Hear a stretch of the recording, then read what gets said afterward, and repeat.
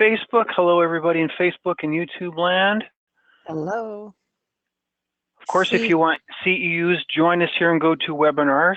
Go to the CCO.US website, sign up if you want to get CEUs. But if you want to travel around and you do your day and put your kids to bed or go to the coffee shop, a mobile device is highly suggested. Yeah, they work pretty good now. I had to go to the bank today and I brought my iPad in and they grabbed my iPad to show me how to get certain reports from the thing. I thought that was kind of funny. So no, I'm glad I brought this in. Yeah. Awesome. Thank you for letting us know that you can hear and see us. And where you're from? Pennsylvania. Hello, Jennifer. I'm with you. It is burr cold from this Floridian in Michigan this year. Trying to protect my kids as they put jackets on. It's a new thing for me. I have a fire in my fireplace, and right after the webinar, I am going to curl up in my rocking chair in front of it. Totally jealous. Totally jealous. Well, I guess we can get going. All of us look beautiful, especially Alicia. Absolutely. Well, thank you. Well, welcome everybody to the December 2017 CCO webinar. We're welcoming you for the first time here as we end 2017, look forward to 2018. Got some updates coming here today, tell you a little bit about. So welcome everyone for joining us. Hello, Lorene. Hello, Alicia. Hello, Boyd. How's everybody doing tonight? I'm doing good. Just trying to get used to this change in weather. Totally right. Totally right. But the pool is definitely closed, right? Yes, but we're getting ready to head down to Florida, so we'll take your spot. Yeah, I'll be coming and doing a timeshare with you. So if this is your, sorry, Alicia, go ahead. I was gonna say, I'm warm in Texas. They said it just started fall, and sure enough, all the leaves fell off the tree the next day. We've got like 1 week of fall, 2 weeks of winter, and we'll be back 60-degree weather right after that, like in 2 weeks. Wow. Awesome. Well, if this is your first time on a CCO webinar, we welcome you. And again, this is probably repeated for a lot of you many, many times. I'm trying to spice it up a little bit tonight. But for those of you who are new, this is a general webinar about all things medical business certification, medical coding, billing, and practice management related. And welcome to the CCO community. Again, we cannot hear you during this webinar. You can type a question in the chat and we will attempt to answer during the webinar, but it's not always that easy because there's so many questions, there's so many of you. But we want to encourage you to stay to the end to get your CEUs and more information about that as we get through the slides here. So next slide tells us a little bit about our first survey. And we want to find out if this is your first webinar or not, and find out if you are one of our CEO superstars who like to participate with us. So why don't we launch that poll when you get a second there. Great, so is this your first time, your second to fifth time, your 6th to 12th time, your 13th to 18th time? I'm sure you're counting, or almost all of them. Wow. We've been doing this a long time. Yes, we have. It have. Does. Sometimes it doesn't feel like it's been that long, but I guess it has. And Boyd has his own fan club. Yeah, he does.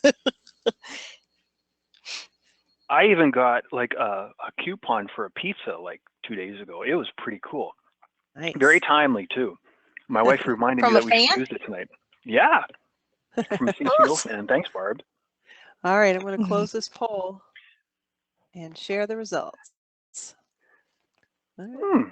First time. Awesome. Great. Thanks for being with us tonight. Second to fifth, 26%, 6 to 12, 20%, 13 to 18. 12 and almost all of them 10. So I always like seeing the first timers. Thank you, everybody. And of course, all those repeat customers. We appreciate you being here. So again, this is a webinar about all our CCO news and some prepared questions. So our first agenda item here is to go through our CCO news and recent graduates. And we're going to go through some Q&A from the CCO community. Yep. Lorene, tell us a little bit what you're going to be covering tonight. Well, I look like a question hog tonight because I have 5, and normally I only do 3. But these are a lot of short but sweet ones, so I think the energy will be high, and we'll kind of go through these pretty quickly. But I'm going to answer some questions that we get over and over about which manuals do I need, those compliance and regulatory questions that are on the CPC exam, going over NCDs, and a couple E&M questions. And Alicia. Well, mine are not as deep, but as you know, I'm a talker. So my subjects are pharmacology for the new coder, which is something I enjoy.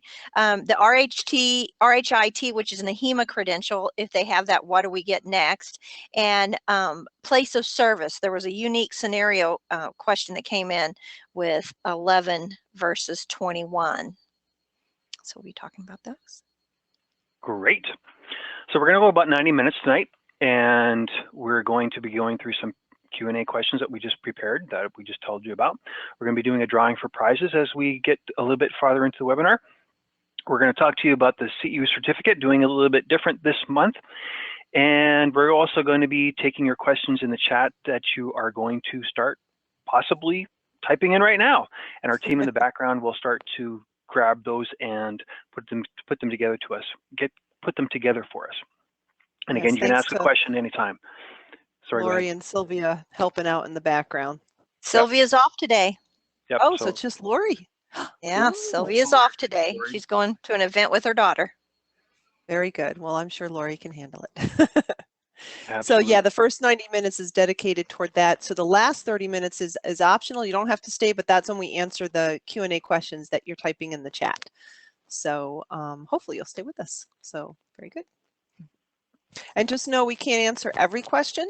So if there's any that you have that you know would require research versus a quick one that we can do at the end, use that URL, cco.us/topic-request, and you can go ahead and ask your topics there, and we will eventually get to them and answer them.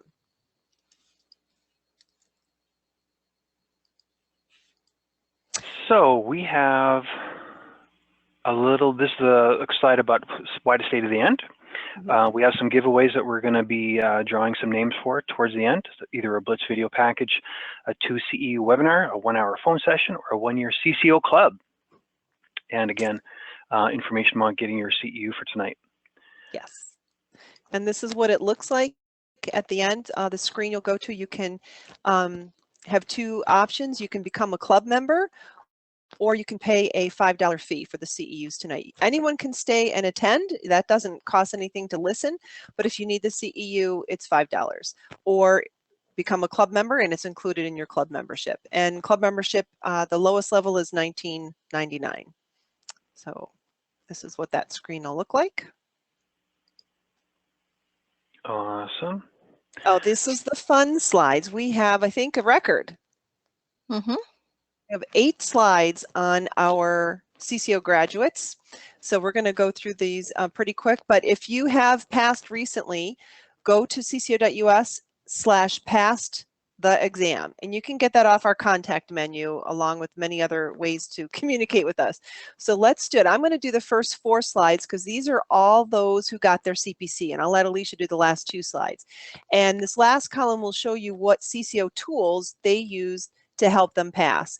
We always say we're just tools. You guys do the work, so you deserve all of the congratulations.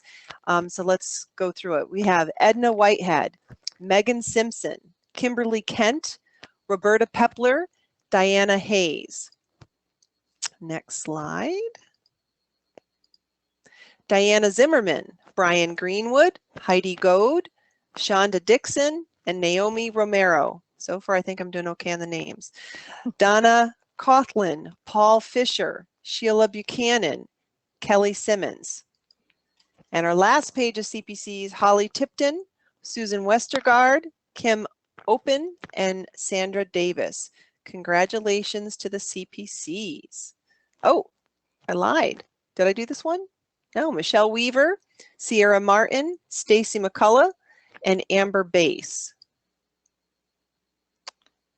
Stephanie Brown-Brett, Donna Osso, Leslie Paul, and Celine Ramos. There, now your slides. My turn. Put my glasses on. Jackie Wheel, Deanna Whitecraft, Patsy Sharp, Kelly Wallace, and Donna Reed. So the first 4 were CRCs and Donna was a COC. CPMA, we got a couple of those. Mary Scott, Volbana, Mijas, and then other, Rebecca Pollard, and then CPPM, Pam Sawyers, congratulations, and Allison Bentley got her CPB. Awesome, very good. So if anyone is in the chat that has recently passed and we didn't get your official notification, let us know there so we can give a little shout out to you there. Yeah.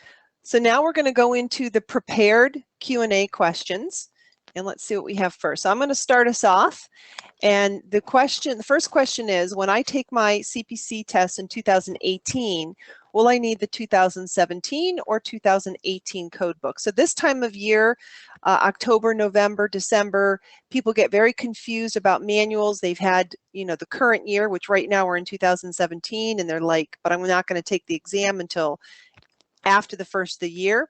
So let's take a look at what I wrote on the answer sheet here. And basically the rule of thumb is this: you always want to choose manuals that match the year you're going to sit for the exam. So if you're going to be taking the exam in 2018, you want to use 2018 manuals. What gets confusing is if people are signing up for a course, the textbooks, normally the new ones, don't come out until February of the new year. So we tell people, get the 2017 or whatever year you're in textbooks. They don't change that much. And if there is a significant change, we will definitely share that with you. For example, when we went to ICD-10, that was a big change. The AAPC let us, in those textbooks, actually scan and make those chapters available to existing students that had bought the books toward the end of the year. So they're willing to work with us, and we work with you. So do not hesitate and say, well, I'm going to wait till February to start the course, because it's always a waiting game. There's always something changing, and you'll never get done if you do that. So whatever year you're sitting for the certification exam, that's the year you want your manuals to be. While you're studying, if you can't afford manuals right now and you have 2017, go ahead and use them while you're studying. Just know that by the time you sit for the exam, you want to make sure you have 2018. And if you're doing the BAT, the bubble highlight annotate technique, which we highly recommend, that is a consideration. That's a lot of work. Therefore, you might want to at least purchase the CPT manual so you can start marking that up for 2018. That's my recommendation. So I just wanted to end with the reason it's important. They will let you go in with outdated manuals. So as of January 1st, 2017 manuals are considered outdated. They're not going to stop you. They used to, but now they let it be on you. So many people come to me and Alicia to go over like retake strategies, and then they decide to buy the Blitz, and they're very upset because they missed by 1 or 2 questions. And oftentimes when I talk to those people, they were using outdated manuals, or they might not have done, practice exams. But if you're using an outdated manual, guaranteed you're going to miss at least 1 or 2 questions. And if that's what most people are missing passing by, you don't want to be one of those people. So have current manuals. And that's all I have to say on that. All right, let's see what we have next. Well, that's a nice segue into our BAT system, Bubble Highlight Annotate technique. This system used to be called Bubble and Highlight.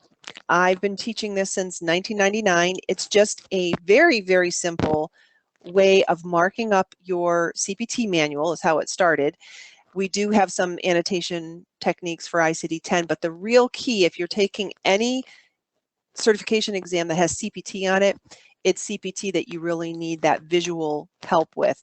And I teach you how to bubble your parent codes with your indented codes and to highlight everything after the semicolon. That's the basic method.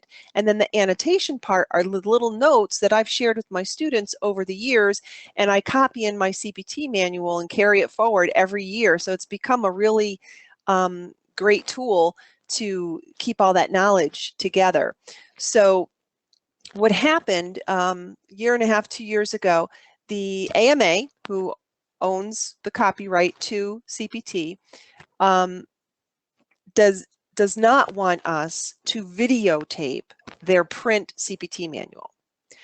So we used to use a document camera and record me pointing to this, circle this, write this note. That's no longer allowed. So we've had to try and come up with an alternative method, and we're going to ask you your opinion on that. So did we have a poll of, oh no, we don't have that poll. Actually, I am going to launch a poll. I don't think we have a slide for it. Right. Yeah, you need to show them first. So I'm going to just ask you a quick poll first. Are you using the BAT system, or have you? If you could just let us know that real quick. Not yet, yes, don't know. I did already tell you more about it, so. All right, get those votes coming. Fast and furious are coming in. All right, those of you that are getting a snack, come back, give us your poll answer. All right, so let me close the poll.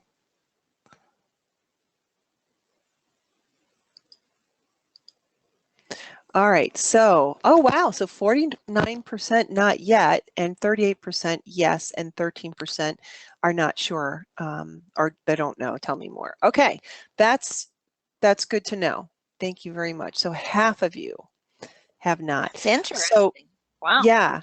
So let me see if I have.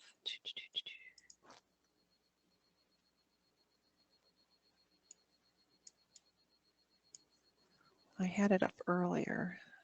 Give me 1 second. Maybe Alicia, you can talk a little bit about the and how you used to make your students do it. I can definitely do that. That's how I actually found Laureen when I was teaching at the college. And one of the things that they weren't getting from my explaining was E&M. And as you guys know, most of you, maybe if you're not your first timers here, you may not know this, but Laureen's really good at explaining E&M. And that's because she had to do that with her billing company when and when she had her own practice as a occupational therapist. And so, again, she made it very practical and applicable to just common sense, I guess, you know, didn't talk over your head. It's like, oh, I get it. Okay, that makes sense. And so when I found that, I started making my students look at her training that she was doing online. And then she started having these webinars, just like what we're doing tonight. And then the BAT technique, we started showing them that, and that really, really helped. In fact, I have to tell you that our Sylvia was one of my students at the college. And way back in the day, she won one of the drawings like what we're going to do tonight and won the Blitz. And that's when they were on CDs way back then. I think it was like 2012, 11, something like that. Or no, it was actually probably farther back than that. Yeah. And anyway, and it made a huge difference. She took the CPC exam and she passed, and she works for CCO now. So, yep. So thank you. So this is just a sample. I'm not videotaping their book, but I can use a little sample to show you. So this is from a little picture I took from my CPT manual showing my integumentary system pages 75 and 76. And all it is just bubbling, circling this parent code with the indented code. If it's a standalone code, it doesn't get a bubble. It's only if you have to group it with the indented codes. And then I teach you to highlight everything after the semicolon. And then I even teach you how, if you have to do a bubble across 2 pages or 2 columns, you leave it an open-ended bubble, and then you have the arrows point up on the other side, and that visually helps you connect them.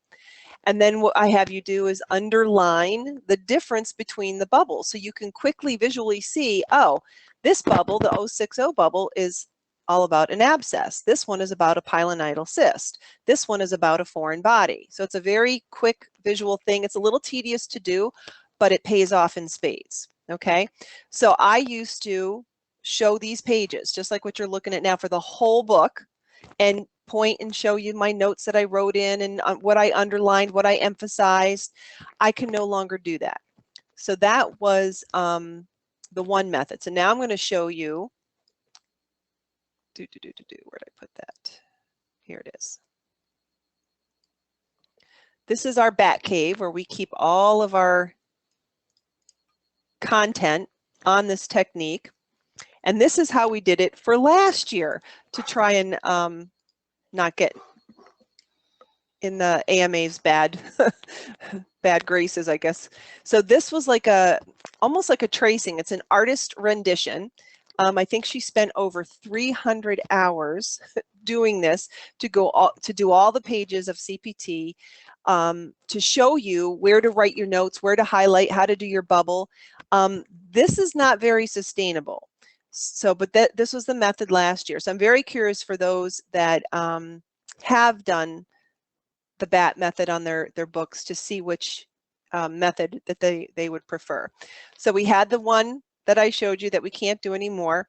This is the one we did last year. And so I'm going to show you the proposed one because we're going to ask you a poll to see what one you think would be best. So just a little history. When I first started teaching, I did a class by phone. I had a in-person class locally, 6 people around a conference table, and I would point to my book and hold it up and they would see it.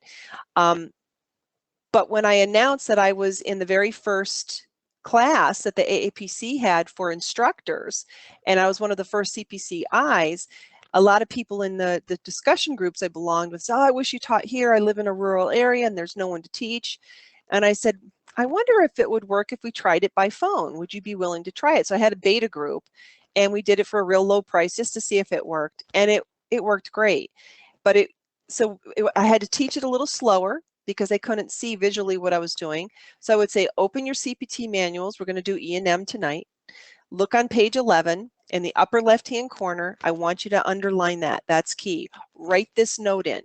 In this bubble, jot that down. And that's how I would teach it. I gave them like an audio walkthrough of what my book looked like so they could make theirs look like mine.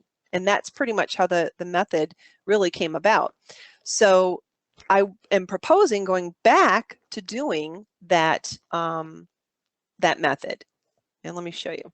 So I would talk you through it. And so you could literally have your head down looking at your manual because that's where you're going to be doing your work and be listening to me. You know, it could be, it's actually a video, but all you would really have to do is listen. And I'm going to say in the first column, do this, do that. And so I made these little notes that I could share as well. Again, these become quite tedious. This is of E&M. So picture me saying, okay, on page 1, next to the green office or other outpatient, write, if you're not an inpatient, you're an outpatient. That's just a little keynote that I want you to jot down. And then let me get down to where there's some actual codes. Oh, I have you write this whole table in. So I just kind of made a copy and paste of that. That's my own writing, so I figure that's okay.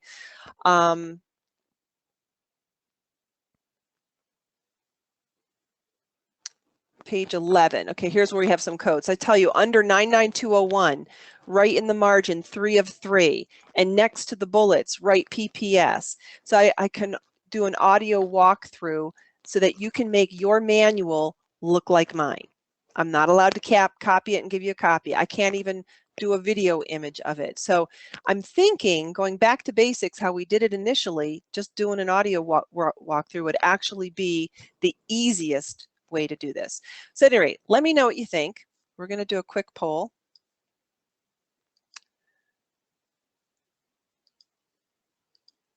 And you let us know which method you prefer. So number 1, the new method, the audio walkthrough. Number 2, the new method, audio walkthrough with notes.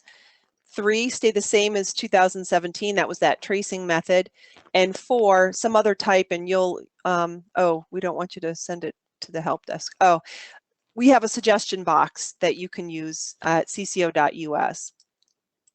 And if you have some great idea that we just aren't thinking of, we would love to hear it because we have really spent so much time on figuring out an alternative to keep everyone happy. And as Alicia says, the idea is you do not need to make your book look exactly like mine. You want to just get the general idea of doing bubbling and highlighting and making notes that you get from day-to-day work, which we share on these webinars. So it doesn't have to be every single page, but unfortunately, we live in a world now where people want everything, and they feel like they're missing something if they don't get every single page. So, all right, we've got about 70% of the people voted. It looks like it's quieted down. Let me see what the results are.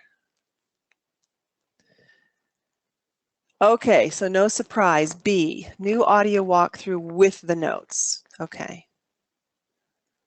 16%. That's what I thought they'd say. Yeah, like the tracing. Okay, very good. I'll be interested in what those 2% have to say too. All right, very good. Thank you.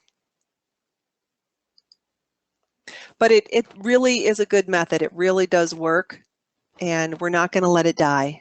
We're going to figure out a way to help you get that information into your book. And it's not just for test taking. It really helps in day-to-day coding as well. All right, next, I'm going to answer a question on compliance and regulatory questions on the CPC exam. So we had a student write, where is the information on compliance, and she said reimbursement, but she meant regulatory, located in the CPT and ICD manuals, and how many questions on the exam pertain to this area. So I have a little answer sheet prepared on that.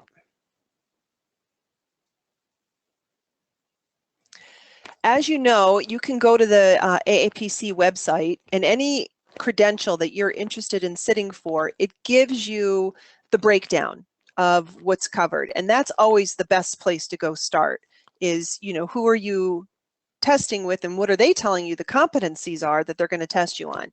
Well, there's a section that says compliance and regulatory, and they tell you right there, there's 5 questions. So out of 150 questions, there's only 5.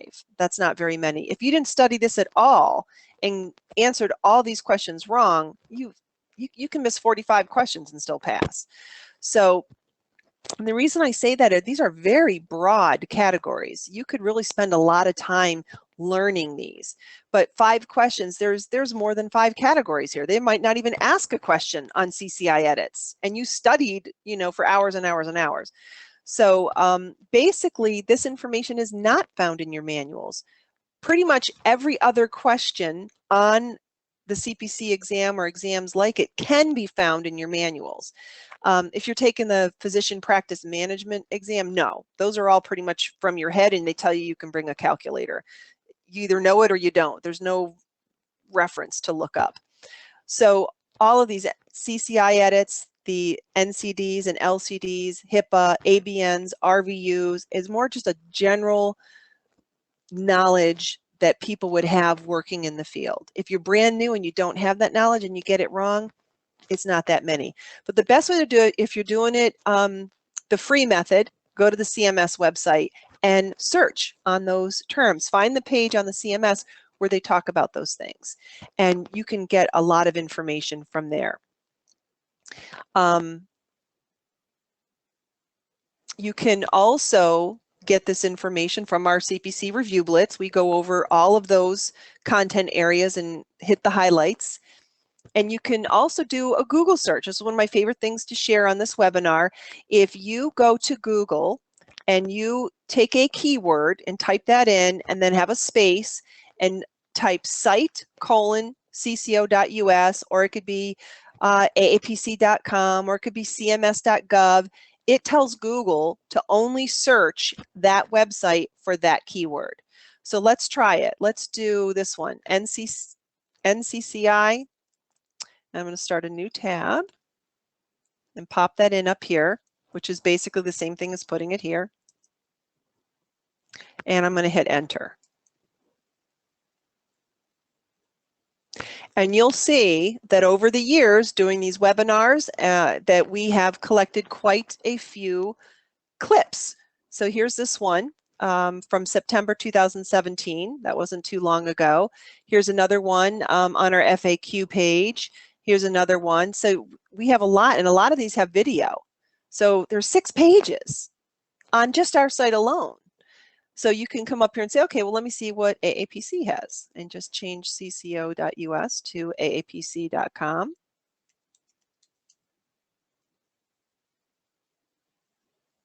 and you can see all that they have, 10 pages. You could try cms.gov.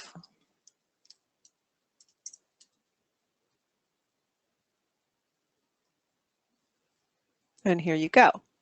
And they've got just the, no, 10 pages. So that's how you can learn all of those topics. And, you know, you can make a few notes in your CPT manual if you need to, but it's just once you learn about it and you get it, and you're like, oh, okay, I understand that concept now. So that's how to prepare for those compliance and regulatory questions. We hope that you choose to get the CPC Blitz with us, and we kind of package it up and put a bow on it for you, or you can do it how I just showed you. All right, next we have another poll. We want to know how many on the call are already certified. So yes, not yet, or are you working on additional certifications? And we'll try and do this one pretty quick.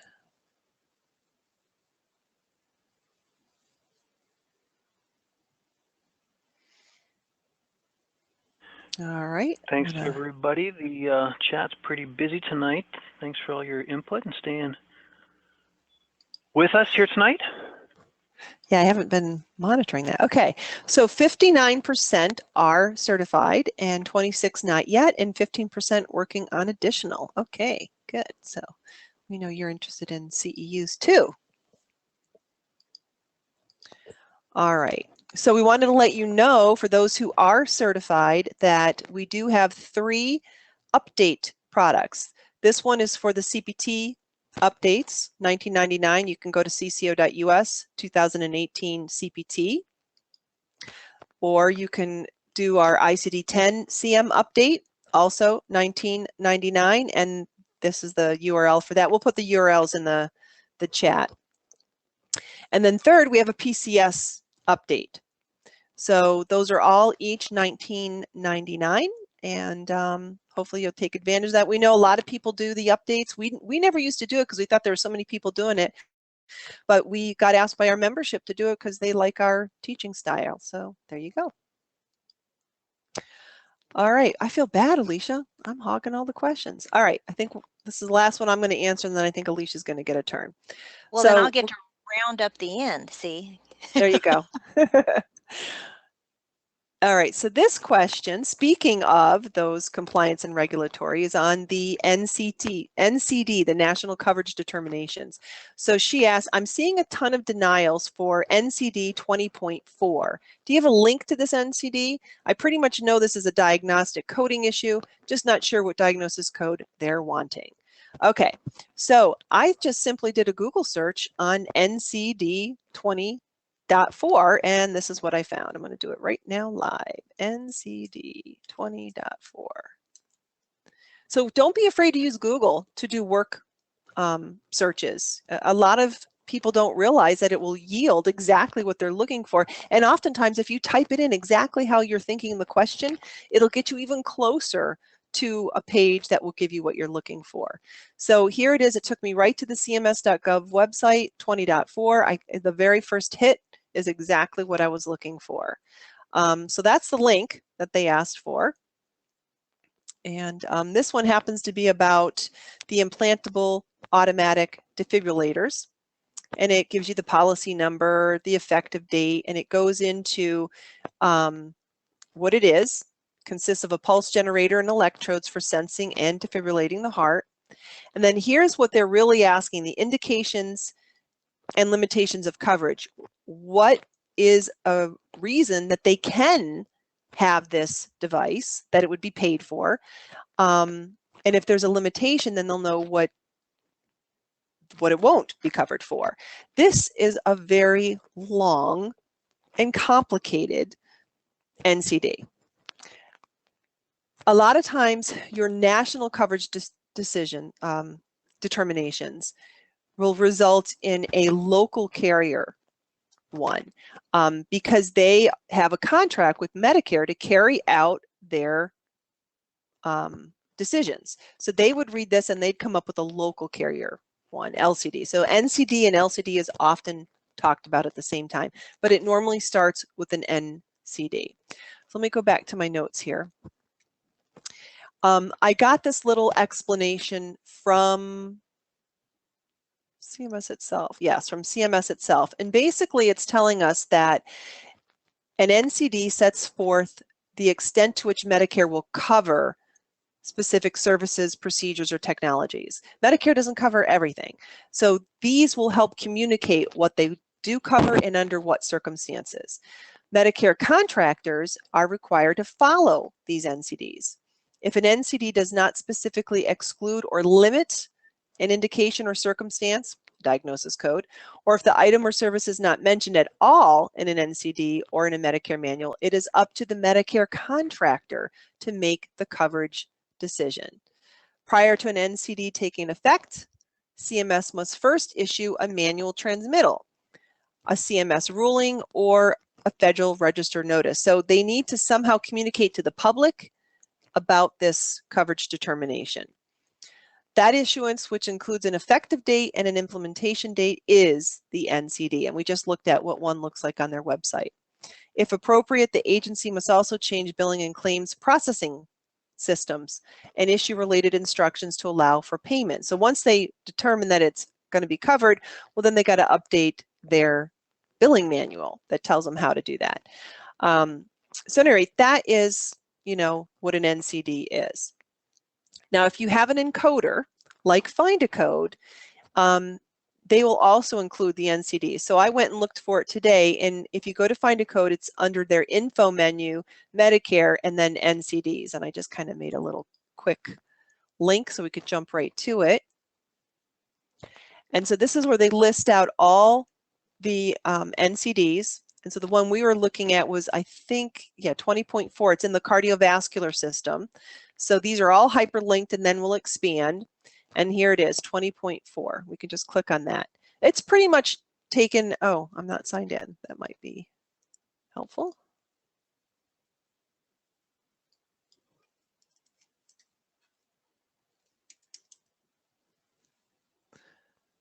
All right. There we go. So this is what theirs looks like. It's going to give you the header from what we just saw on the CMS website. There's a transmittal. You can go right to that PDF. It gives you the coverage guidance. This is what we were just talking about, the indications and limitations.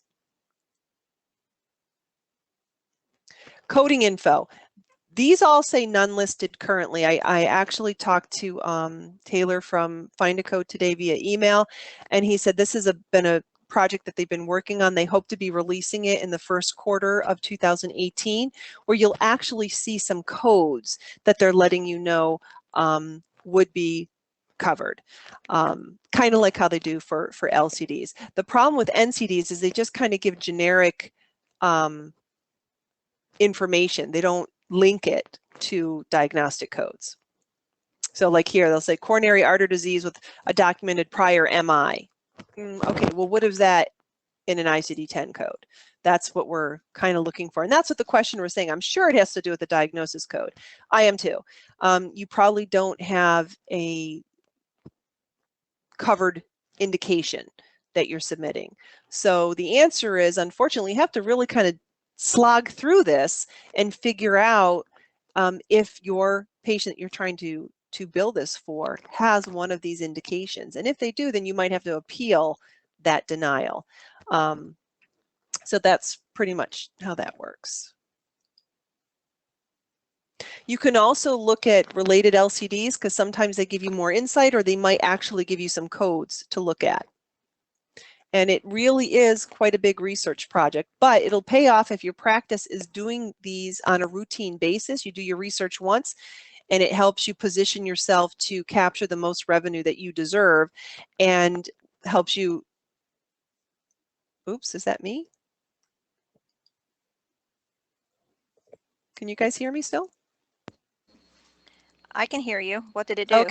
Okay. I just heard music in my ear. Maybe I'm hearing things. I am hearing music. Okay, then it's probably from my computer then. Okay.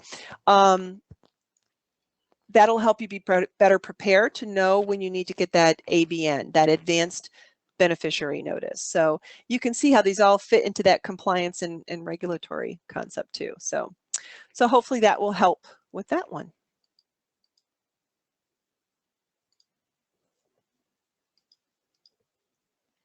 And this is a nice little slide Boyd likes to put in there of some of our recent testimonials. Susan shared the time management tips were indispensable. I used the Bat Cave on my CPT manual. I did the same with the ICD-10 guidelines, and these are a lifesaver. Thank you so much for offering these programs.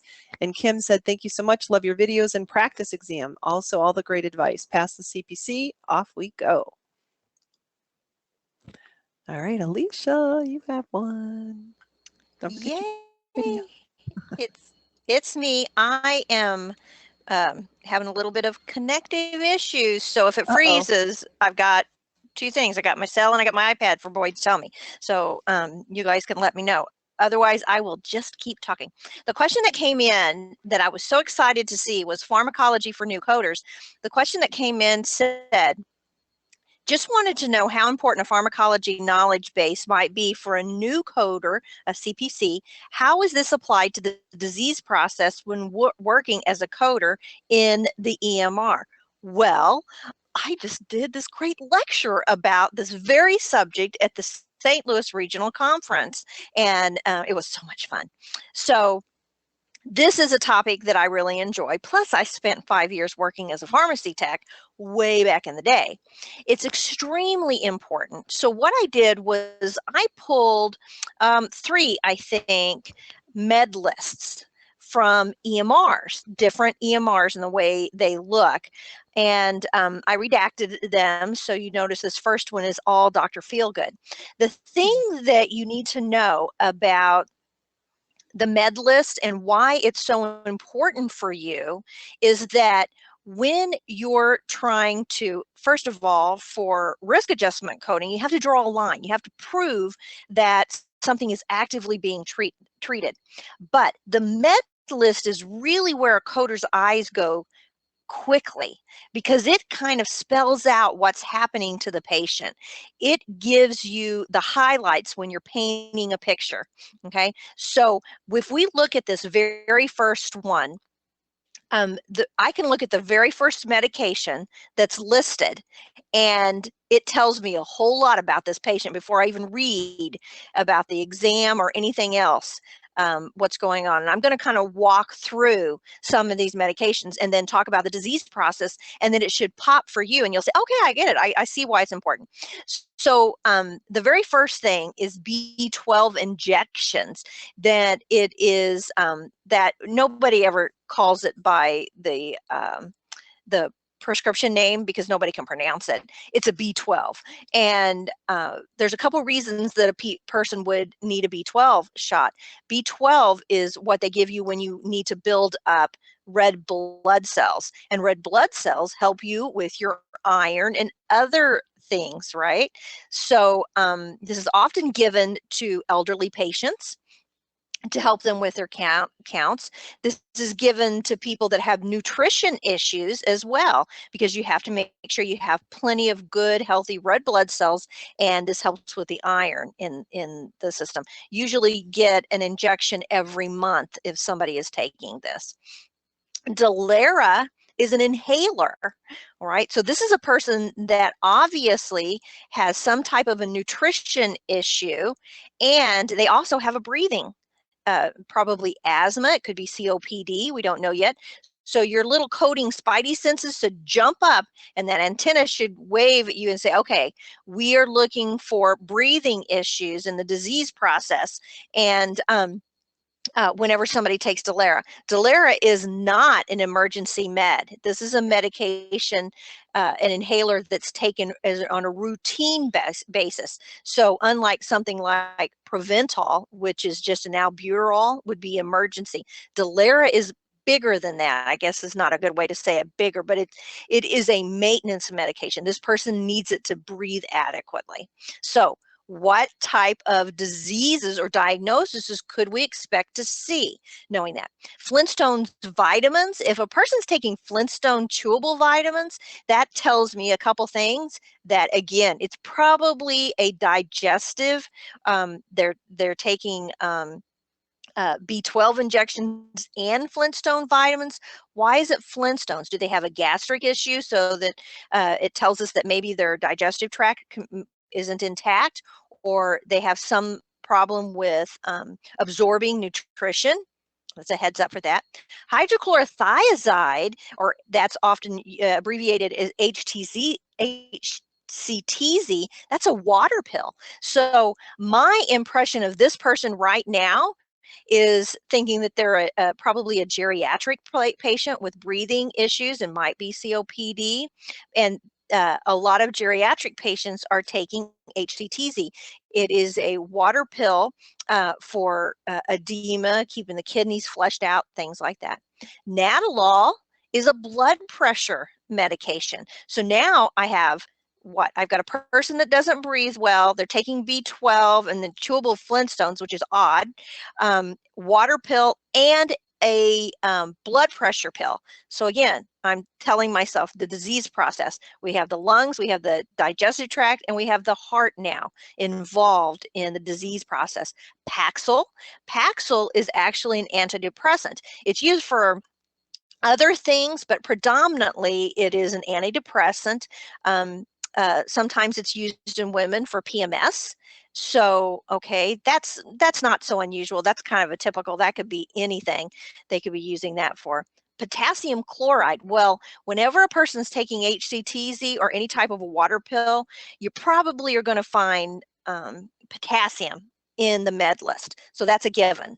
Often you don't see potassium by itself. There's a reason why they have to take a potassium pill. It's because the water pill, the diuretic, is pulling the potassium out of their system, and so they have to have the potassium to go. So that's just a given because they're on the HCTZ. Tums, usually that is for not necessarily for GERD or stomach upset.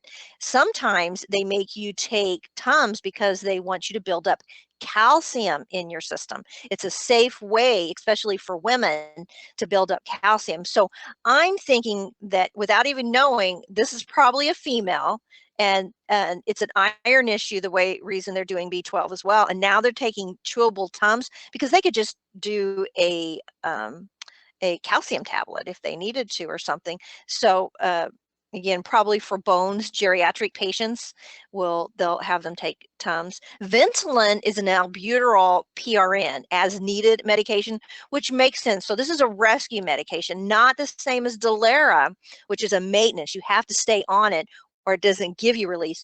Ventolin and Provental and all those are just albuterols. So if a person has problems breathing, then they will use that as a preventative, or if they start to have an issue with breathing. Vitamin D, also a nutritional thing. They often, people that you think, well, they can get it, most people get enough vitamin D with the sun, but actually pediatric wise, we're finding that children aren't out in the sun like they used to be when I was a child, and in the older generations, they're inside on the computer and watching TV. So they're not outside as much, and so they're a little deficient in vitamin D. So with all of that, I was able to peg probably what was wrong with that patient or who that patient is, history about that patient, all from the med list. Let's look at another one. This is from a different patient. Absorbic acid, which is just vitamin C. That's pretty common over the counter. Aspirin. Aspirin is usually always given to geriatric patients or anybody that has a cardiac or blood flow. It's used to thin the blood, and without them having to take Coumadin or any other anticoagulants. And so my mind would automatically say, okay, vitamin C, that's nothing. Lots of people take vitamin C, but that is something that would say, okay, they're probably a geriatric patient, meaning 65 or older. maybe. Taybec, I don't even remember what that is, so I'd have to go look that one up. Cinnamon bark, over the counter, some and coenzymes. These are stuff, ginger. So this person, it tells me that they are taking a lot of holistic, over the counter minerals, nutrients and stuff. And it's very good that this is in the med list, because a lot of people don't tell the provider or the nurse the over-the-counter medications that they take, and you can get into some problems if you take aspirin and also St. John's wort, which is an antidepressant over the counter. It works very well as an antidepressant, but it's also a massive blood thinner, and they're already on aspirin. So then if they take an ibuprofen, which thins the blood as well, you can see how it can be problematic. Let's see, ginger, that's usually taken for stomach. Hydrocodone and acetaminophen. Well, hydrocodone is a massive pain pill. So obviously this person has some type of pain, and it's not usually given for arthritic pain. That would be like hydrocodone, ibuprofen type mixtures, an NSAID. So again, there's some that's unique. Lisinopril and HCTZ, that is a water pill and a blood pressure pill combined. Okay, so again, this makes me think of an older person. Litrazole, which is actually something, I believe, if I can remember off the top of my head, that's used to, let's see, that's a tablet, not a cream. That's usually some type of an antifungal type thing, maybe. Naproxen.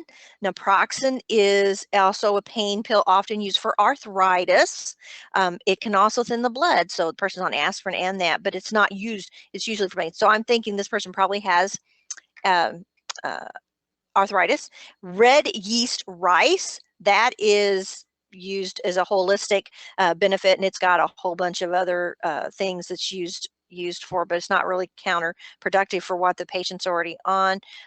Then turmeric, B complex, and vitamin D, all also vitamins. So this tells me that we have a patient that is probably geriatric, but they've got some type of pain, and with them being on naproxen, that tells me that it's probably arthritic pain, but something else either has recently happened, that they've had an injury or something going on with the disease process, because you don't take that other pain pill without having something a little more specific.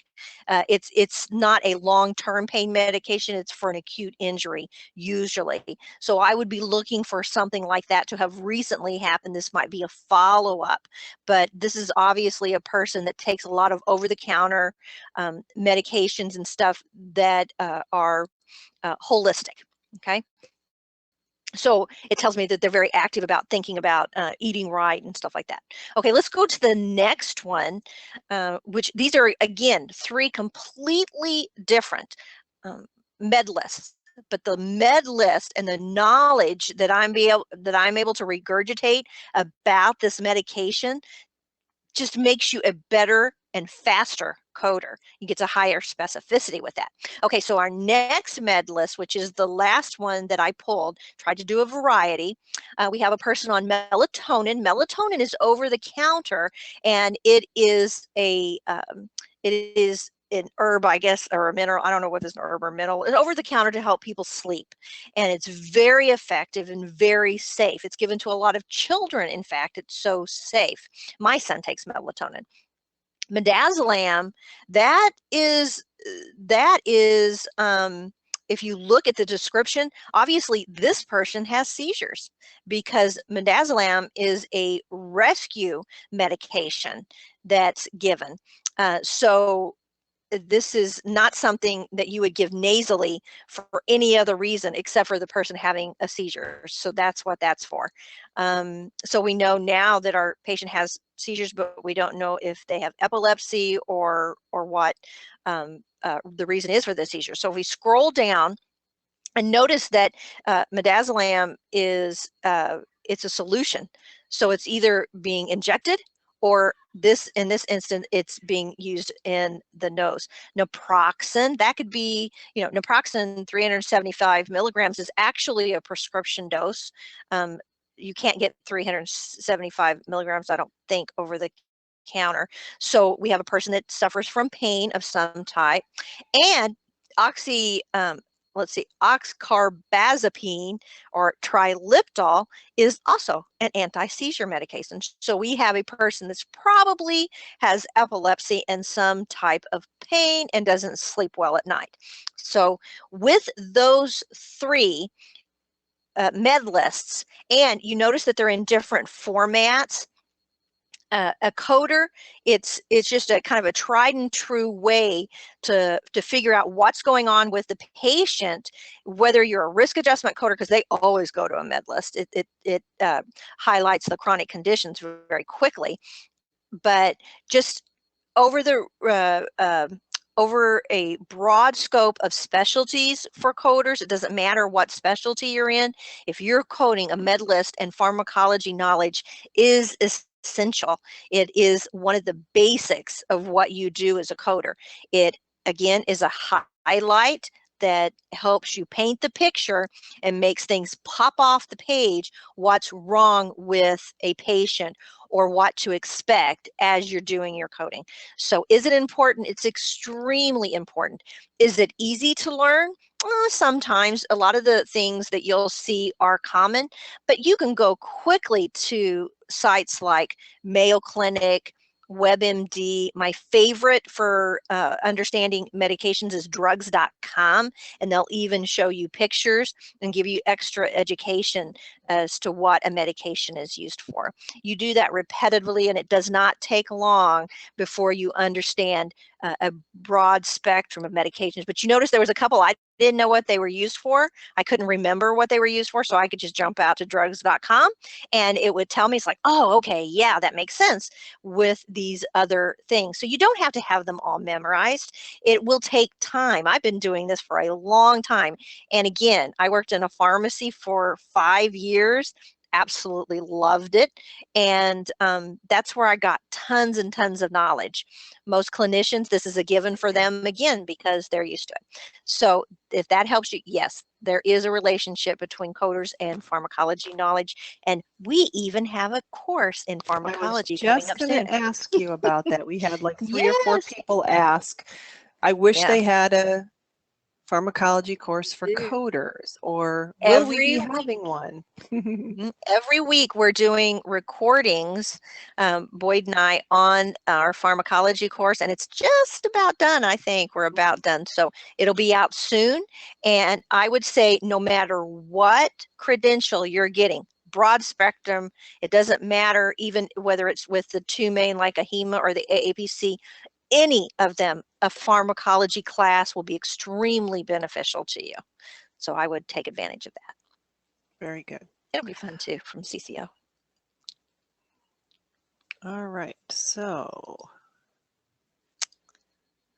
next we have what AAPC credential do you have? You can stay on with me, Alicia. And let's see. Polls. So this is what one you currently have, not one that you're trying to get, but what one do you currently hold? So we've got the physician-based credentials for CPC, CCSP, or do you have a facility-based credential like the COC, CIC, CCS, auditing credential, CPMA, risk adjustment, CRC, or something else, or multiple credentials?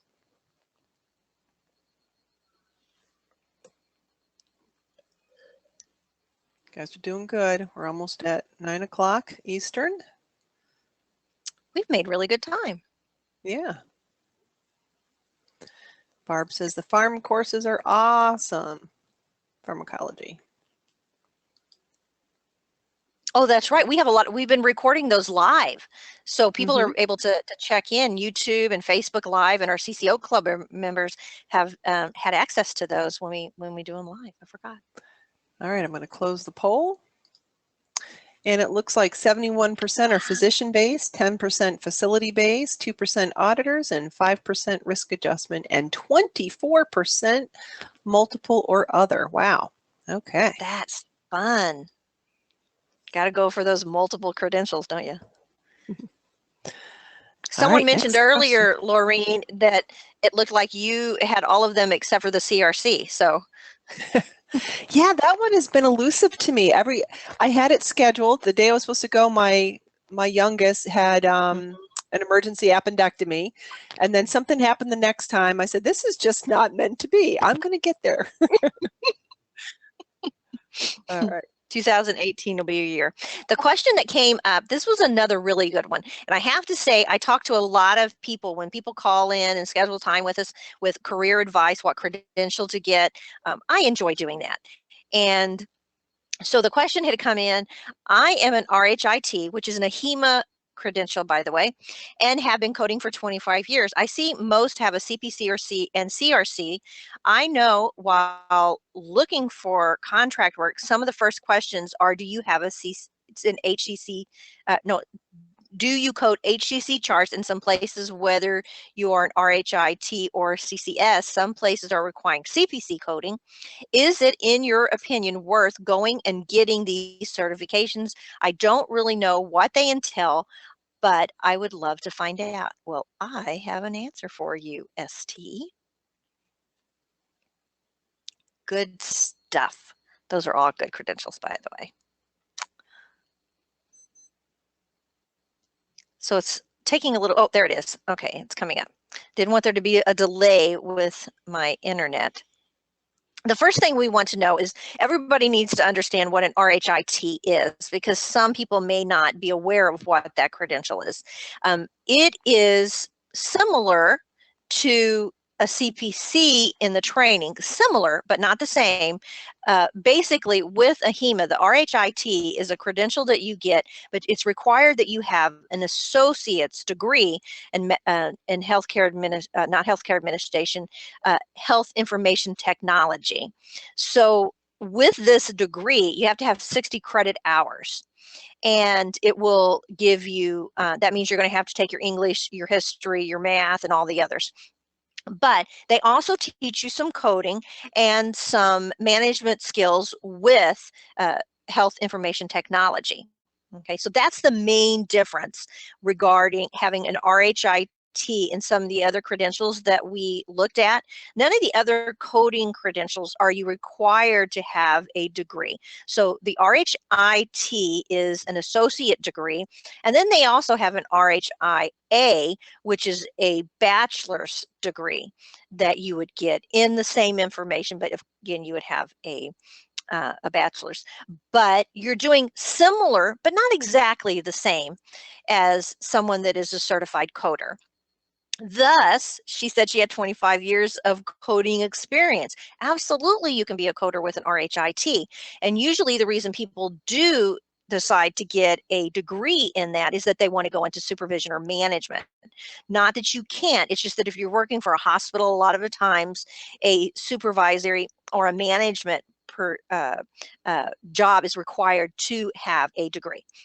So I pulled off of pay scale. A little bit of knowledge is to have about the different credentials and what they entail is understanding the pay scale as well. So, and if a person is an RHIT, could they be in management for, this one is a health information management director, which I would say probably that an RHIA, a bachelor's degree, for you to have a director's position, not an RHIT, but I could be wrong. This is a salary, that this is a profile that they check. So that's around 66,000. Registered, just an RHIT by itself, they run about almost 39,000. And then the health information managers, 58,000. So again, a little, gives you an idea, really quite comparative to having the CPC or multi-credentials. But you notice that it's director, manager, that it's supervisory positions usually when you have a degree. So I do want to highlight here and tell you that you do not have to have a college degree to be a coder, right? So if we scroll down a little bit, we can see that some of the coding positions by this payscale.com comparable. So with the 64 medical coders that they surveyed, it was around 39,000, almost 49,000. So that's a medical coder, meaning you're probably certified. I would tell you that if you want a better review of salary, you need to jump out to the AAPC and look at their salary study that they do every year, because it's a lot more than only 65. 64 coders, that you've got hundreds and hundreds of coders that they're taking the pay scale, because it's going to be more than 39,000. Health information managers around 51, and supervisors 50, and coding managers 71. Now, can you be a coding manager without an RHIT or a degree? Absolutely, you can, and you can be a supervisor. So again, this was a study that was done by someone that isn't a coding organization, giving you the information, so you can take it with a grain of salt that way, or meaning they didn't survey as many people. Again, I want you to know that HEMA is the one who credentials an RHIT and A, and they are a degree program. I did find this statement, which I found extremely interesting, that came out by HEMA. They stated an emphasis needs to be placed on programs growth at the baccalaureate level, meaning a bachelor's degree, and graduate level, meaning a master's degree, to move the profession to a higher level of education rapidly. And ultimately, the article that I read where the statement was found, and I footnoted it here for you, they're going to phase out the RHIT, meaning and AHEMA is known for very high standards, which is a good thing. But in other words, they're going to phase out the associate's degree and encourage people to go ahead and get a bachelor's degree, the RHIA. And so that's important to understand, okay? But they're not going to do that for, like they said, 2027. But still, it's coming. That's their idea. That's their long-term game plan. So is it important to think about getting other credentials? Absolutely. If that's the case, if they're going to phase out the associate's degree, then you can bulk up your salary and your earning potential, and also your knowledge, by picking up other credentials, becoming multi-credential. So the CPC in and of itself, the description that came out for that was that they're responsible for overseeing medical coding, and it's used in compliance and medical coding law regulations, that they have to make sure that they comply. And it's also used for reimbursement expenses when necessary, because a lot of people forget, and I say this like a mantra, that coders, we don't code we code for statistical purposes. That's what we do. It just happens to be a convenient way to get paid. And so that's what everybody thinks about, but it's much bigger and broader than that. And so it's extremely important that we fall within the guidelines and the compliance. That's what you're being tested on. Anybody can look up a code. It's like looking up a phone number in the telephone book. It's that easy.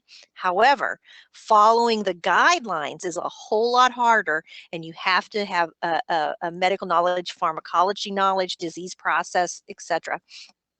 Now, per the AAPC, this is their statement about the CPC credential. And I also put a link there at the bottom so that you can go in and look. They talk about the skill sets and other things that you need or will be trained in if you are going to acquire your CPC credential. So if somebody is asking, what credentials should I get if I'm an RHIT? If you're interested in a specialty, and quite honestly, our person who submitted this question has been coding for 25 years, I wouldn't get the CPC. You've got it with the RHIT.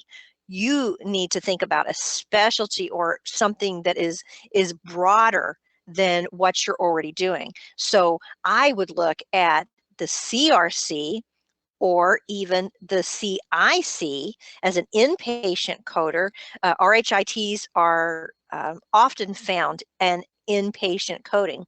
But CRC is the wave of the future. So if you got training as a risk adjustment coder, because right now we have Medicare and Medicaid that risk adjust. And now with the ACA, the Affordable Care Act, all insurances that are federally funded risk adjust. And a lot of insurance companies are scrambling to find coders to work for them so that they can follow and understand risk adjustment, whereas Medicare and Medicaid have been doing it for years. It's really a more effective way when you're trying to budget for money as well. So extremely important.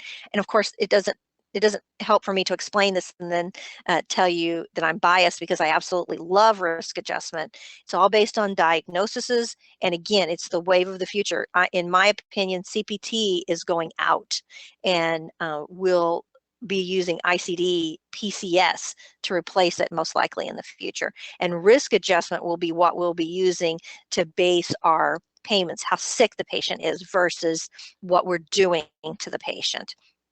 And so those are the two, the credential I would go after in this question, the CRC, because you're already coding. You don't need to replace that.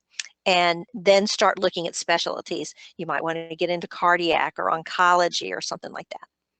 So again, this is a description of what the CRC states and as what they're responsible for in addition to the CPC. Hope that answered your question.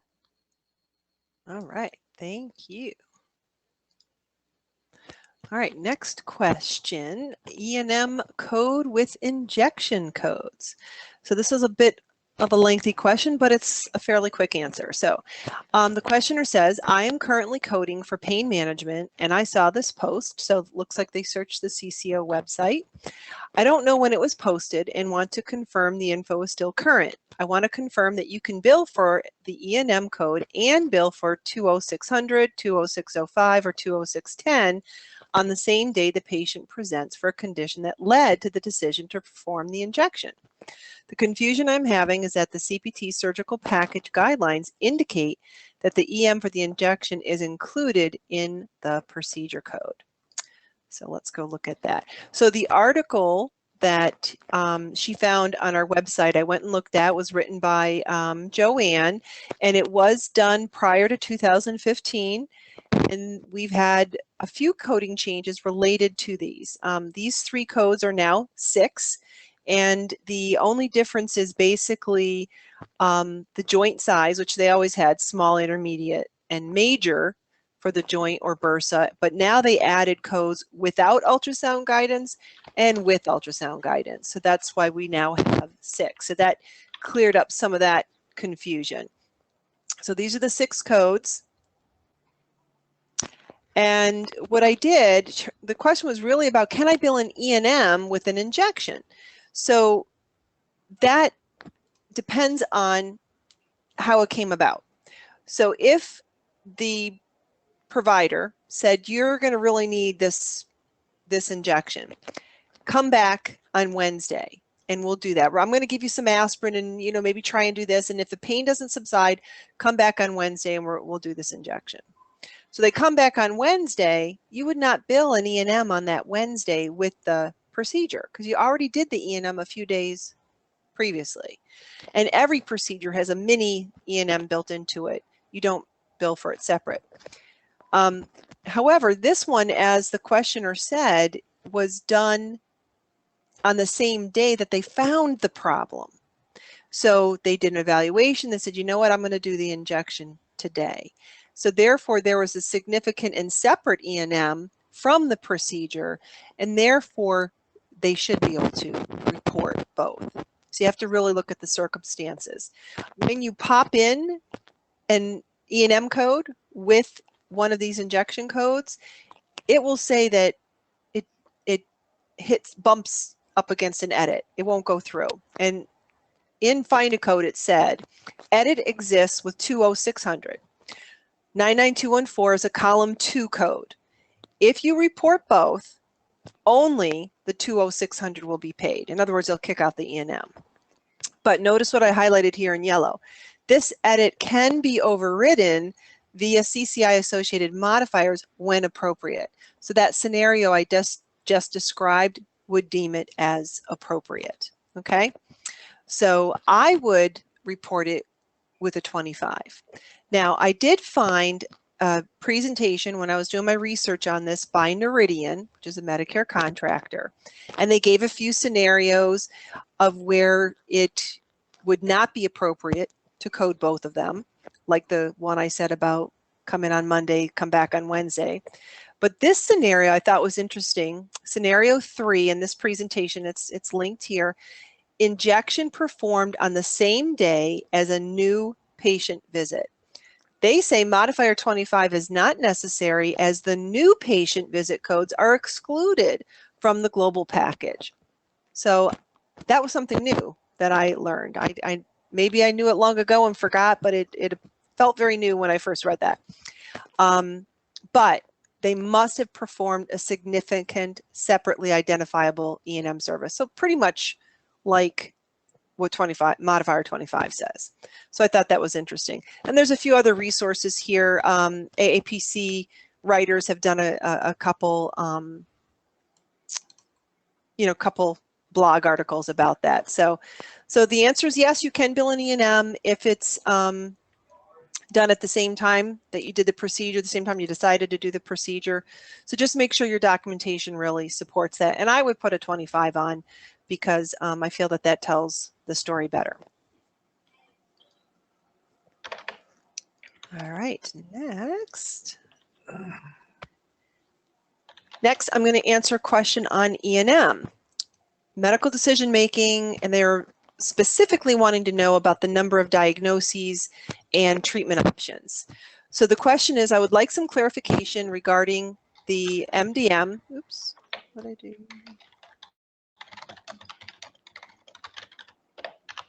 Or management piece of the medical decision making. So let me pull up my answer sheet on that.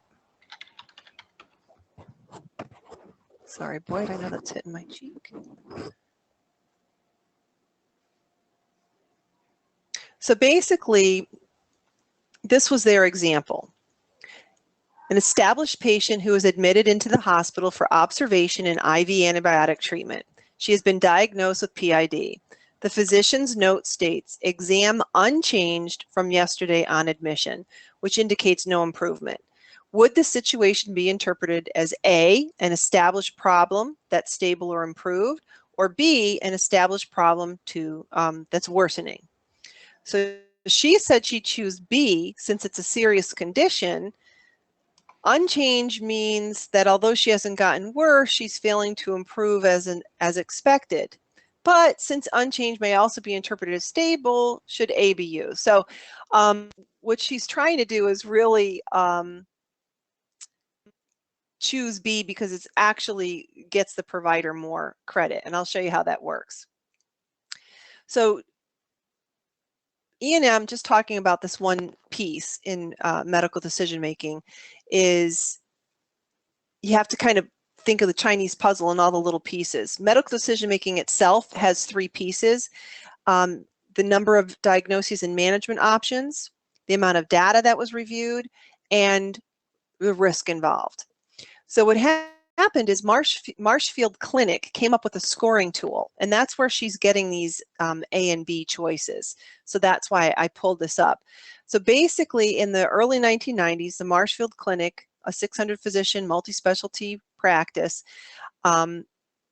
was commissioned by Medicare to come up with a way to score E&M. As part of that process, clinic staff helped the regional Medicare carrier to develop an audit worksheet that included a scoring system for medical decision making.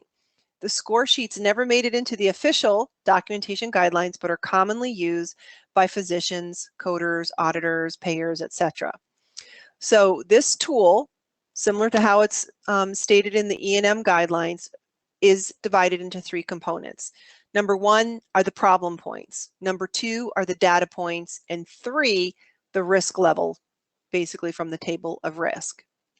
So today's question was related to the first component only, just talking about those problem points. So they were really drilling down to a very micro point of E&M.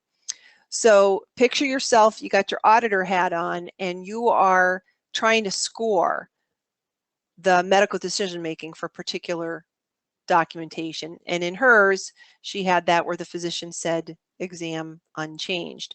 So these are the choices that she has. Is the problem, and all these problems, by the way, are the problem to the examiner or to the physician, not to the patient. Is the problem self-limited or minor, but stable, improved, or worsening? Is it an established problem that is now stable or improved? Is an established problem that's worsening? Is it a new problem where no additional workup is planned, or is it a new problem where additional workup is planned? And you can see the points that they give. So if it's new with workup plan, they're going to give it 4 points.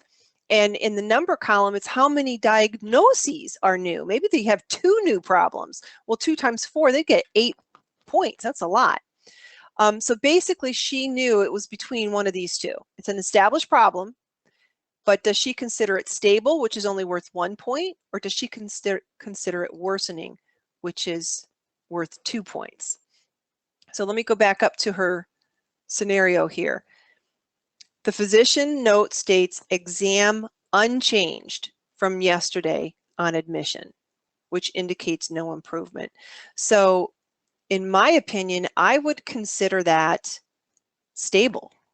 If it hasn't changed, then I would consider it stable. E&M coding isn't an exact science. So my rule of thumb is if you feel you could defend your position, go for it. But before you get all worked up about it, score it and level it and see if it even affects the overall E&M. It might not matter, that 1 point difference, but sometimes it can. So, I was just kind of letting the audience know, why would anyone quibble over that? Well, a 1 point difference could mean 1 level higher in the overall E&M. And if that's the case, when you convert it to dollars, I just kind of looked up in Find a Code, the Medicare allowable for a 99213 is $79. For a 214, it's about $116. That's a difference of $37. And you multiply that out by a number of patients in any given week, month, year, that could add up to, a significant amount. So it is important to get it right. There's some other resources that you could go to, E&M University and ASAP.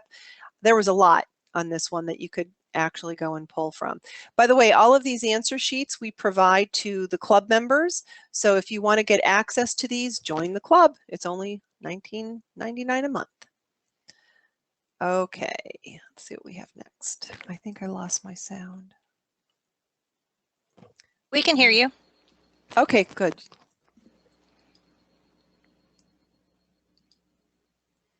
Okay, this next slide is to another nice segue into the club.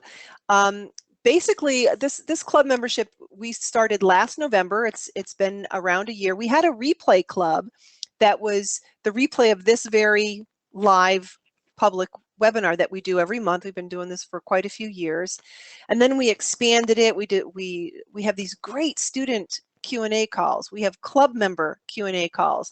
We do one-off things. We do all that pharmacology series. Club members can attend and get CEUs for that. So we've got a lot of stuff. We've got support. We've got all of our instructors and subject matter experts helping answer your questions. We get a lot of people sharing case studies, difficult things they're trying to code on the job, and we help you code it. So at any rate, consider joining us in the club.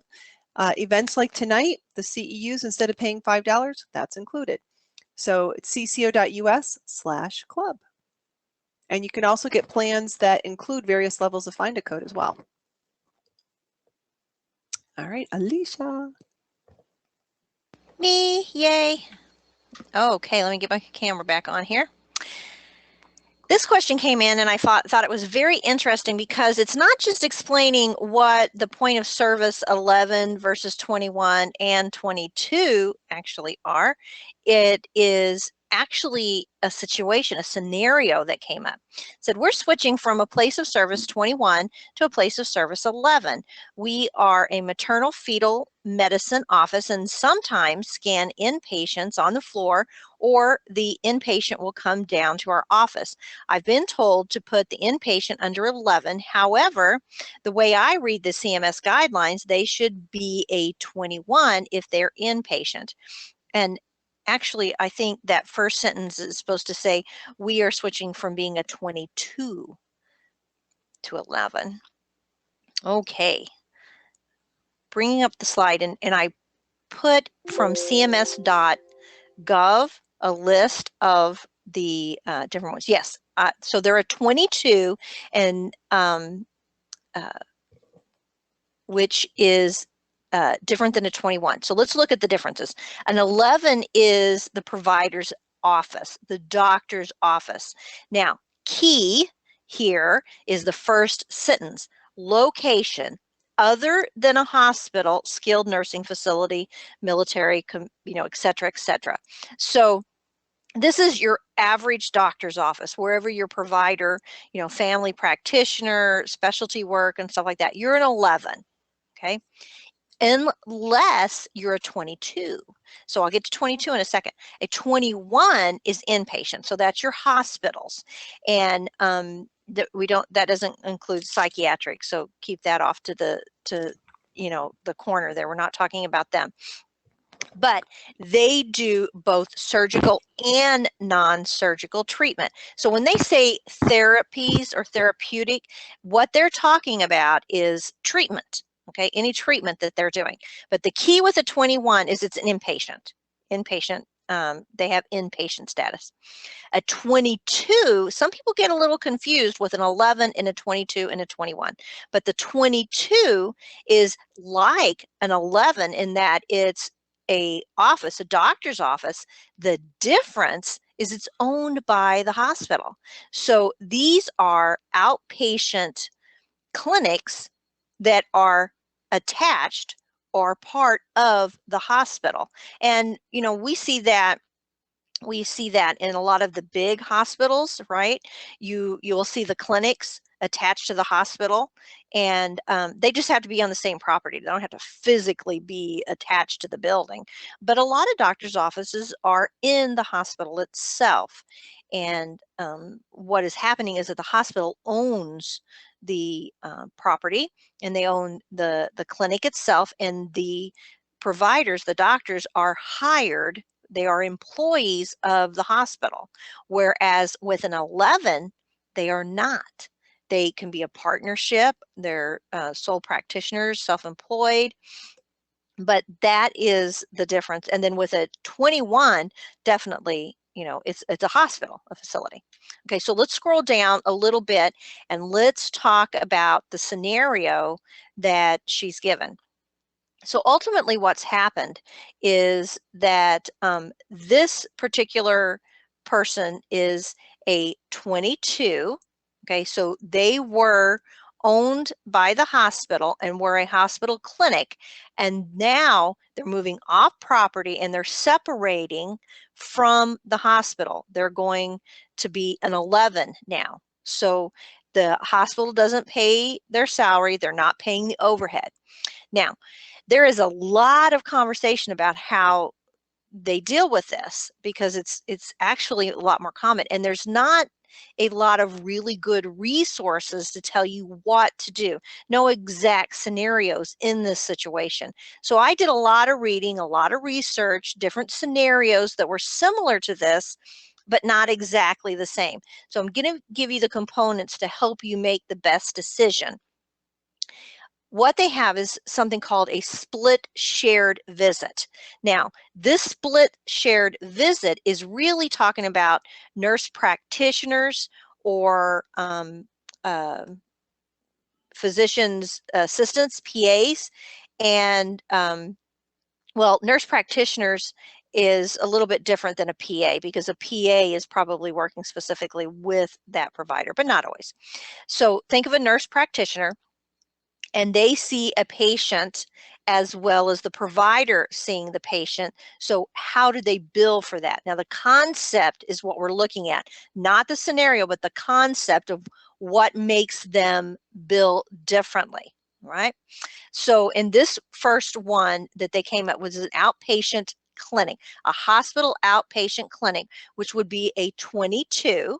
Okay, and that's what these people were. They were a 22 and now they're going to be an 11. So it states that the nurse practitioner performs and documents part of the E&M service. Okay, so they go in and they do an E&M. And then the attending physician briefly examines the patient. It doesn't matter that it says briefly, so don't let that adjective confuse you. He reviews the nurse practitioner's notes, okay, discusses the plan of care, and documents a separate note. That's key. Since both the nurse practitioner and the attending have a face-to-face visit with the patient, the attending, the MD can bill for the service and use the split shared so the nurse practitioner and the MD can do it. So the key here is they both had a face-to-face visit, so that's important, which the scenario that our question came out is going to mean that they had a face-to-face visit with the patient. It's just going to be in a different location, right? So let's go to the next scenario, which is 5. And again, the link, I shared the link with you so you can go out and read the whole article. So a 5 is a hospital inpatient, which is a POS of 21. Really quickly, how do you remember that a difference between a 22 and a 21 if you're trying to remember? Think of the 2, they both have a 2, but the 21 has a 1, which looks like an I, which would be inpatient. That's how I remember it. Okay, so a nurse practitioner working on this particular medicine, a GI round, it goes to the hospital, he sees the patient.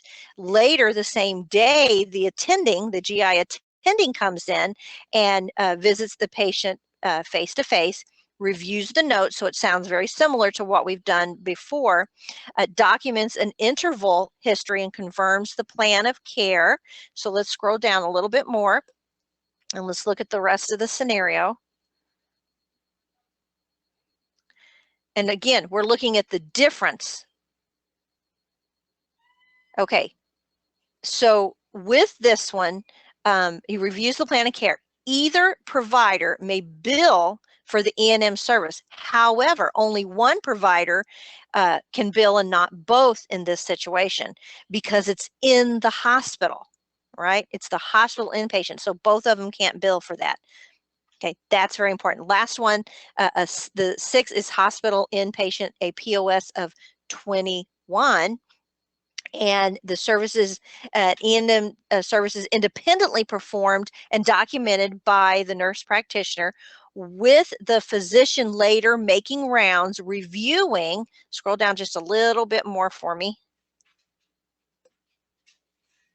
And in this particular scenario, he reviews and or co-signs the notes.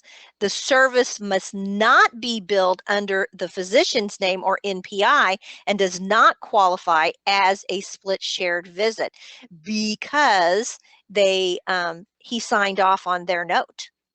So he didn't make his own note. So this is what you have to ask yourself when you're trying to decide, do I bill as a, between an 11, a 21, and a 22? Okay, whose NPI number is being used? That's very important, right? So which provider is the NPI? Now with this situation, we know that the provider is not going to have the same NPI number as the hospital, because it's independent of that. Then next you have to ask yourself, who's overhead? And in this situation, with them being turned into an 11, they're paying the overhead. The hospital is no longer paying the overhead, so it's separate. And whose tax ID number, which also falls into who's paying the overhead, because a tax ID number is who they file the taxes and getting their reimbursement and everything from. So ask yourself those 3 questions. If you ask yourself, who is the employer? And if the provider is the employer and not, even if it's a partnership, and it's not the hospital, then yes, you bill it as an 11. Who is paying the overhead? Which ultimately means who's the employer. If they have no connection to the hospital as far as even their overhead's not being paid for, then you're going to bill an 11. And then the tax ID, whose tax ID is it being billed under? Well, if they're an 11 and they're truly independent of the hospital, then again, that tells me that they need to bill it under an 11 and not bill it, even though they're doing the procedure at the hospital, they're completely independent from the hospital. They're an 11, even if they're going in-house to do the procedure, okay? Which would be the scan. It would be like they contracted you out to do it as an independent contractor. Think of it that way. Very good. Very good. I think I'm only 5 minutes over our time. We're doing We got 'em really, all in. really good. Okay. We've got quite a few courses that are almost ready to be launched because we've been working on the lecture side by side. One of them is the compliance officer course. So the way we do things at CCO is those that are on our interest list will get first notification and get the deepest discount. So if you're at all interested in our compliance officer course, go to this link, cco.us/PCO-notification list, and hopefully Boyd or Lori can get that put in the chat if you're interested in that. Also, again, just a reminder, if you have questions that you want answered, you want us to research and present like we did tonight, go to cco.us/topic request. We have about 100 questions in the hopper right now. Some of them are similar and we'll group them together, you know, but we do eventually get to almost all the questions, unless it's so truly only going to help that one individual. We'll put it in these webinars. And of course, if you join the club, you're likely to see all of the questions get answered. We only do some of them on the public webinar, but we've got our student webinars and our club webinars and our one-off topics that we do from time to time. Lots of content. We also do case studies. So if you actually have a full report, op report, E&M report that you want us to code, you can submit it, cco.us/case study submission. Of course, make sure it's redacted, meaning no patient or facility or physician identifying information, and we will code it while you watch. And of course, if you have an idea of what you think it should be coded, but you're unsure, provide that information as well, and we can talk about, yep, you're right, you're on track, you're doing exactly how we would, or okay, that's a very common misconception, and we can help, you know, correct that. So it's always good to share your thoughts. Okay, now it's time to announce the winner. I did that while Alicia was doing her part, and I hope she's still here. Beth Hickey, is she still here? You are the winner, and you get to pick from any of our Blitz video packages or 2 separate CEU webinar classes, a year of the CCO Club, or an hour session with me, Alicia, or Joanne, or one of the other instructors. Is she here? We don't see you, by the way, Lorraine, just in case you're doing it on purpose. No, wasn't doing it on purpose, so sorry. Oh, yeah, she says she's here. Oh, good, good. Okay. Yay, so what you do, Beth, is you email or go to cco.us/helpdesk and let them know which of the prizes that you would like to claim. Congratulations. And normally people pick a Blitz or the club, and I actually had a gentleman pick to talk to me for an hour. Yeah. We had a lovely conversation, and at the end found out that we had a very funny thing in common, and so it was pretty good. So serendipity. Okay, so now it's time for the certificate information. Basically, you're going to go to cco.us/CEU, and I'm just going to click on that link and go there with you. We're doing it a little different tonight because there's a little backlog with getting CEUs approved. I think maybe because of the holidays, I'm not sure. So if you are not a club member and you want to join to get this one for free, go ahead and click this green button, click here to log in. I'm sorry, this yellow button, join the CCO club. If you're already a club member, you click the green button. Or you can pay a one-time $5 fee, and this is where you do it. You put your email, first name, last name, and how you want to pay, and it'll charge you $5, okay? And what it's going to do is send you to a place to take a quiz. That quiz will be ready, we hope, tomorrow. If not, definitely by Monday, and you're going to need a password. Are we sharing the password now, or are we going to email that? Nope, we got it.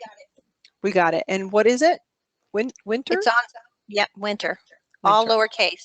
I think he put a slide in there. Oh, it's right here, winter. Duh. So it's definitely case sensitive. You cannot do it tonight. So don't run out to, you know, but you'd need to, if you're going to purchase the $5 thing, then you would need to do that tonight. So you'll get the email as soon as it's ready. That email is going to be sent to, is it going to be through GoToWebinar, or is it going to be through our mail server? Not that it matters, I guess. No. I think through email. Okay, so you'll get an email from us for those that purchased. It'll be in the club when it's, you know, available, and that's how the club members will be notified. Okay. Oh, Jesus did a little last minute promo or surprise here. Option number 3, special offer. Get all of the following. So earlier I went over the 3 slides of all of our updates, CPT, ICD-CM, and ICD-PCS.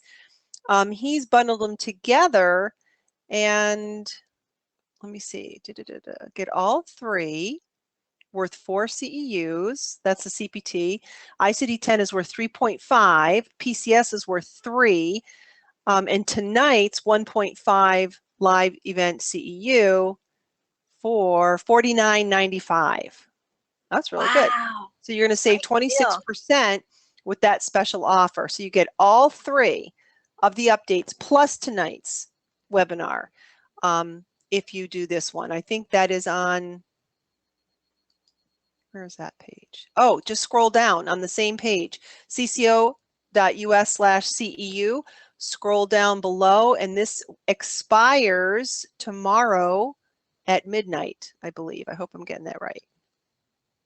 Yep, expires tomorrow, 12/8 at midnight. That is only for people who attended this webinar live, okay? So there you go. Thanks, Jesus. He said, Jesus said AAPC charges $149 for only one update webinar. Woo. Yeah, so that's a really good Good deal. deal. Take advantage, guys. Thanks, Jesus. All right, so now, boy, we got through 8 questions and I know. and went over some bad information. I'm so proud of us. Okay, so thank you, Lori, who was the one-arm band there answering all the questions, and had a little help from Jesus at the end to help set up the slide deck here. So we're going to go to questions that came from tonight's chat, and we'll try and see if we can answer these. We might have to say, it's going to need a little research. We're going to do that at another time, but if some of the quickie ones, we might be able to help you with.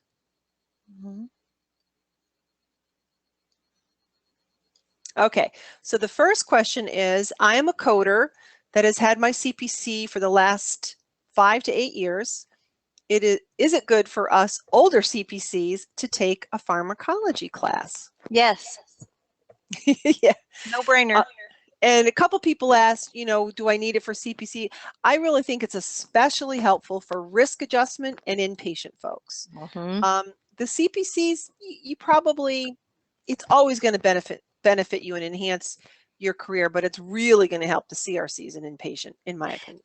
I think what I kind of mentioned before, one of the great things that it does is when you increase your knowledge, well, for one thing, it's going to give you CEUs, but it will make you faster and more, and your quality. So a lot of times with coding, especially with risk adjustment, it's quality over quantity with them. So, but if you add, it's just like taking a refresher of a med term, right? About every 2 years, they suggest that you take a med term class. That's why we have the MTA is worth 40 CEUs. It's worth it because everybody needs a little refresher.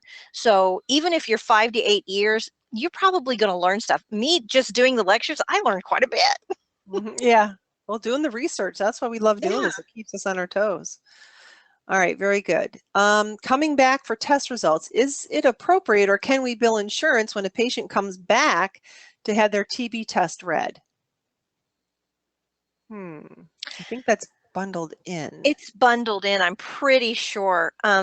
But a real quick way to find that out is just jump out and Google it. But I am almost positive it's bundled because usually you are just coming in to see the nurse and they take a look at your arm and you're out of there. The documentation and everything has all been filled out already in the initial visit, and they literally just sign off and say, yes, it's clear. So just, I don't want to say common sense because that's not the right thing to say, but what we know about bundling off the top of my head, I could pretty confidently tell you it's bundled. Now, if it reads positive, that's a different story because then they have to go in and have you do a chest x-ray. You're probably going to see the provider and, so they will set up a visit for that. And that would be a little bit different of a scenario. But if they just come in and read it, Joanne probably could have told us confidently off the top of her head. Did you find anything in the Google? Yeah.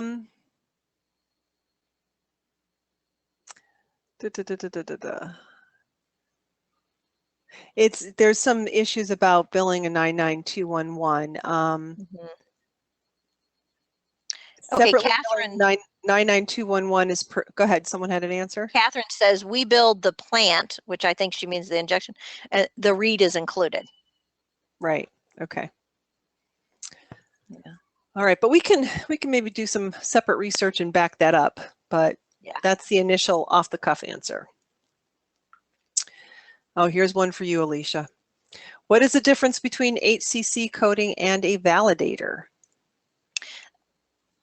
Well, I'm not sure exactly what they mean by a validator, except for I think that it's like a scrubber when you do billing, where they go in and it cleans it and makes sure that nothing's going to get bounced back. I could be wrong in that, but the HCC coding is would be like the in the trenches, and a validator, you would have to put the codes in, and and again, I'm assuming that they just tell you if they risk adjust or not, where the risk adjustment coder is already doing that. They wouldn't put the code in unless it had an HCC that mapped to it. So again, I'll have to go in and look and see exactly what they mean by validator, because I don't remember that term, quite honestly, but I'm thinking it's like a scrubber that does it. So there are two different things. A validator would be automated, and a HCC coder is physically reading the chart, putting it in, and then it may go through a validator like a scrubber that says, yes, that they're accepting that. Okay. Next question. I code for trauma doctors. When one of our doctors are consulted in the hospital, sometimes the referring provider info is left out of the note. Would it be possible to bill a subsequent hospital visit since the other code cannot be billed? One of our doctors are consulted in the hospital. So I think they mean that one of their doctors is called in to do a consult in the hospital, but they don't have documentation of who the referring provider is. So with consults, you really need the three R's. You need a request, a documented request. You need the actual consult to be done, and it needs to actually be rendered. And then you need to report back to the referring provider. So if those three things aren't really met, then you don't really have a consult. And so yes, you could use subsequent hospital visit codes, but it would behoove you to try and meet those three things and get that information so that you could bill a consult if truly their opinion was actually asked for, versus coming in and treat this aspect of the patient's care. So you agree with that? I do. All right. Got to have the 3 R's. Yep. Okay, so then I think that's all we could get on the slide deck because we were fast and furious answering questions. It's 10 of. Let me just share a few things here, and then we'll go back and actually look at some of the questions in the chat as well. If you are involved in your local chapter or you're a chapter officer, we do presentations, remote presentations to local chapters, and we do not charge for it. It's just a way for us to get our name out there, and it's worked really well. We've got a lot of these already pre-recorded. We have a backup so that if something goes wrong technology-wise, you can have the lecture already downloaded and ready to go. And that's worked really well. So, and now that we've got our update presentations, some chapters are choosing to have to use ours to educate their chapter. So pass that along. Also, if you appreciated the webinar tonight, what really helps us and what has helped us to grow over these years and add more subject matter experts and more helpers to bring you more content is to help us get the word out. Facebook has been really good to us. LinkedIn, even like Pinterest. We get a lot of hits from Pinterest, and our favorite, YouTube. Boyd has been working very hard at all these years in building a huge library of CCO video clips, and a lot of people find us. They say, hey, I really like the way you taught this, and I came to your site and I wanted to learn more, and they end up taking a course with us or doing a review blitz or whatever the case may be. So please help us spread the word. That shows that you appreciate what we're doing and is the fuel in our tank.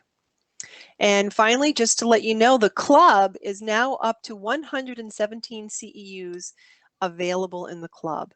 So you could pay $19.95 and have a huge smorgasbord to choose from. And all you do is you watch a little video, then you normally get a full transcript so you can kind of read along, and then you're going to have CEU questions asked of you. And then if you get over 70%, you get your certificate given to you right away. So it's definitely a huge value. And just to shout out to our interns, we have a lot of interns. They work to get some equivalent experience to help get their apprentice level knocked off, but surprisingly, we have a lot of interns that just want to intern with us and they don't need the A removed. That just blows my mind. And what they do is they help write the CEU questions. They help review the transcripts to make sure they're accurate. So we are so grateful to our hardworking interns. If you're interested in being an intern, go to cco.us in the contact us area. There's a little form that you could fill out. And we have a lot of fun, and we really appreciate our interns that, normally it's about 5 to 10 hours a week that they devote, and it's a win-win for them and us. So we appreciate them. Okay, and then we have a little survey. I think Boyd will put that in the chat on how we did tonight. And we have some links here. And that's just our happy CCO team saying thank you. These are the ones that normally show their faces, but we have many people behind the scenes that help make all of this happen. So we really appreciate them. Our project managers, our help desk team, Jesus, who's our COO and kind of is the glue that keeps us all together. So I don't think I forgot anybody. I hope not. Okay, so I have 9:53. Did you see any other burning questions in the chat, Alicia, you thought would be good to answer? Someone asked if the CEUs are HEMA approved. You can just do a request. Yeah. Yeah, we don't get them pre-approved, but we have heard from many members that they take the AAPC CEU certificate and they use that to get CEUs. So I think it might be not 1-to-1. So if this is worth 1.5 CEUs, they might only give you 0.75 or maybe only 1. I'm not sure what the ratio is, but at least you get something for it. So that's good. George, I'm not single. I'm married and I have 6 children. And my 4th grandchild will be very soon. But thank you very much for asking if I was single or not. That's funny. Okay. All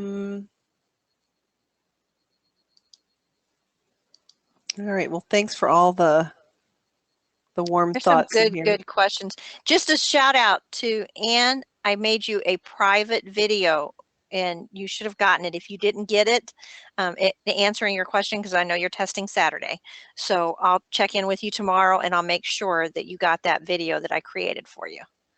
She had some questions. She's testing Saturday and she's nervous. Oh, very about good. a specific topic, and so I made a video for you. Very good. Very good. Okay, guys, and be patient. Please don't kill our help desk team. You are going to get an email with everything that you need for your CEUs. Just be patient. Give us a day or two. It's the holidays, and I guess they're slammed over at the AAPC, but we'll get you hooked up. Thanks because it's like 15 days ago we requested it, so they're really busy. Yeah. So thanks again for joining us, and we look forward to seeing you next year. Yes, that's right. Yep. Happy 2017. Yeah. Yep. It's going quick. Yeah. All right. All right, everybody. Thank you for being with us. And until next year, happy coding, happy learning.